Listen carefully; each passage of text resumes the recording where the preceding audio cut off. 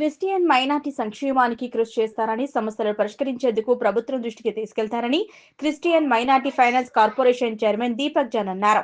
United Christian forum ఆధ్వర్యంలో మంగళవారం Sangareddy methodist చర్చిలో సంగారెడ్డి యునైటెడ్ క్రిస్టియన్ ఫోరం అధ్యక్షులు డాక్టర్ మధు అధ్యక్షతన సమావేశం నిర్వహించారు.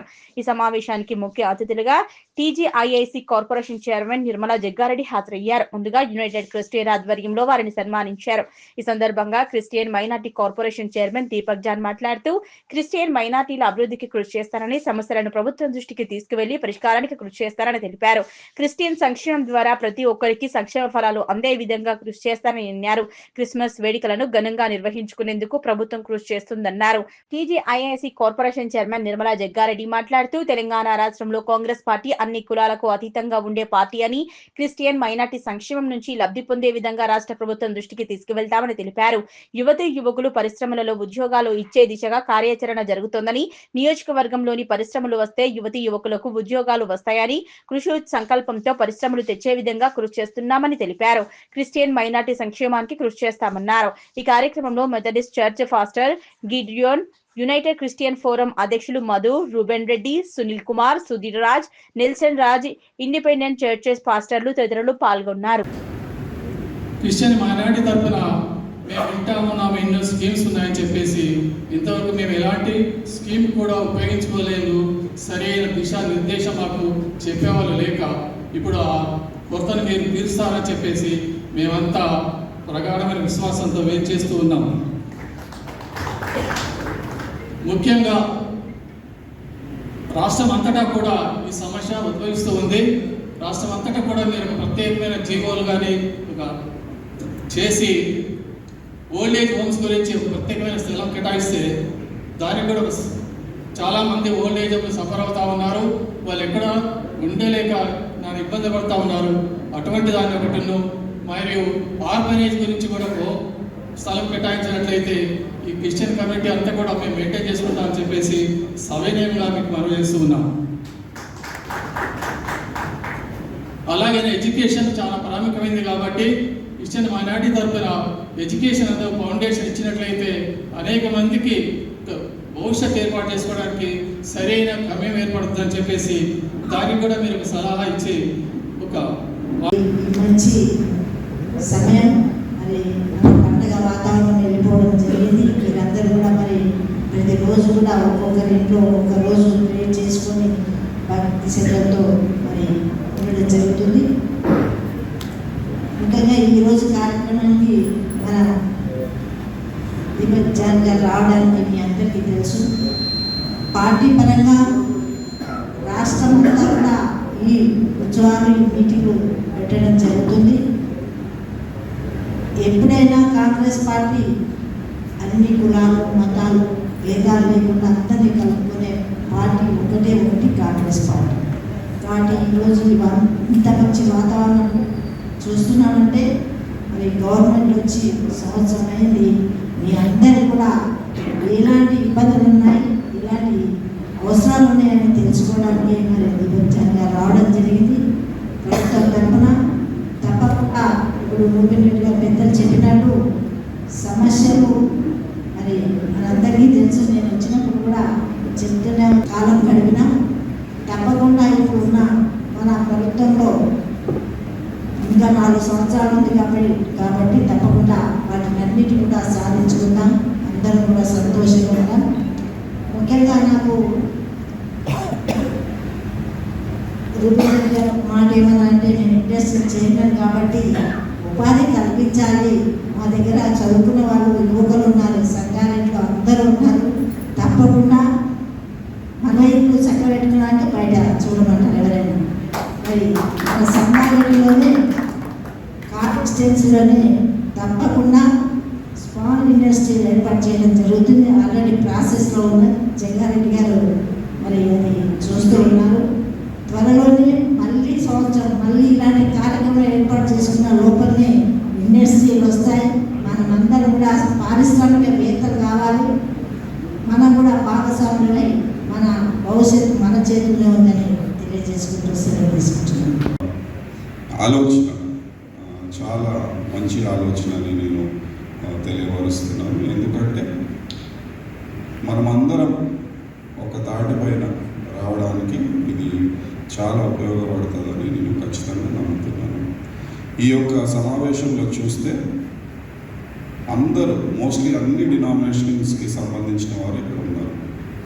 రోమన్ క్యాథలిక్ అయినా కానీ, సాల్వేషన్ ఆర్మీ అయినా కానీ, ఇండిపెండెంట్ చర్చెస్ అయినా కానీ, మెథడిస్ట్ అయినా కానీ, సిఎస్ఐ అయినా కానీ, ఇండిపెండెంట్ చర్చెస్ అండ్ పాస్టర్స్ అయినా కానీ, ఇతర డినామినేషన్కి సంబంధించిన వాళ్ళందరూ ఇక్కడ ఉన్నారు.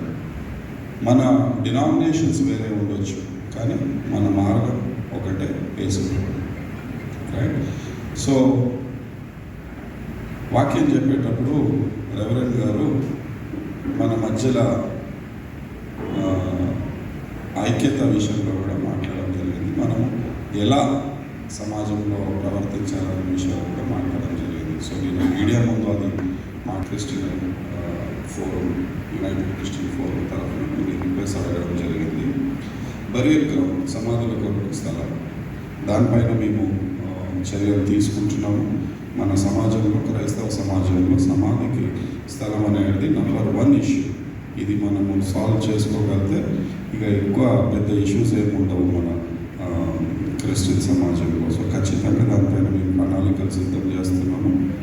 సీఎం గారితో మాట్లాడి త్వరలోనే దీనిపైన ఒక కార్యాచరణ మేము తెలియపరుస్తున్నామని మనవి చేస్తూ, ప్రతి నియోజకవర్గంలో ముందు ఎంతో కొద్దిగా స్థలము ఈ యొక్క సమాధుల కొరకు కేటాయించి దాని తర్వాత మండల్ లెవెల్లో చూసుకోవచ్చు. ముందుగా మనము నియోజకవర్గాల లెవెల్లో ఎంతో కొద్దిగా స్థలాలు కేటాయించుకోవాలి. దాని తర్వాత మండల్ లెవెల్లో కూడా మనం చూసుకోవచ్చు అని మనం చేస్తున్నాం. అదేవిధంగా ఇంకొక రిక్వెస్ట్ కూడా చాలా నియోజకవర్గాల నుంచి వచ్చాయి. ఎందుకంటే ఇతర కులాలకు, మతాలకు సంబంధించిన కమ్యూనిటీ హాల్స్ ఉన్నాయి, కానీ క్రైస్తవులకు కమ్యూనిటీ హాల్స్ లేదు. సో దానిపైన కూడా మేము ఖచ్చితంగా వర్క్ చేస్తామని మనవి చేస్తున్నాము. చర్చ్ పర్మిషన్స్ విషయంలో మనకు ఎన్నో ఇబ్బందులు, ఆటంకాలు కలుగుతున్నాయి. ఆ విషయం నాకు తెలుసు. సో దాని కొరకు ఆల్రెడీ నేను మున్సిపల్ అడ్మినిస్ట్రేషన్ డిపార్ట్మెంట్లో వెళ్ళి ఆన్లైన్ అప్లికేషన్స్ ఎలా చేయాలో ఒక విషయాన్ని మనం తెలుసుకోవడం జరిగింది. సో దానిపైన ఆల్రెడీ వర్క్ జరిగింది. ఫీల్డ్లో ఏమవుతుందంటే మనము పంచాయత్ సెక్రటరీ సంబంధించిన భూమి రిజిస్టర్డ్ భూమి ఉండాలి. ఆ భూమి వచ్చేసి సొసైటీ లేకపోతే ట్రస్ట్ పేరు పైన ఉండాలి. సొసైటీ మెంబర్స్ ఉండాలి. ఇవంతా పాటిస్తేనే మనకు చర్చ్ పర్మిషన్స్ అనేది రావడం జరుగుతుంది. చాలా మాటకు మనం చూసిన ఏంటంటే నోటరీ ల్యాండ్స్, లేకపోతే గవర్నమెంట్ ల్యాండ్స్, లేకపోతే పంచాయత్ సెక్రటరీ మీరు కట్టుకోవాలని చూసుకుంటా అంటారు. అలాంటి గవర్నమెంట్ ల్యాండ్స్ అయినా కానీ, నోటరీ ల్యాండ్స్ అయినా పర్మిషన్స్ వచ్చే పరిస్థితి లేదు.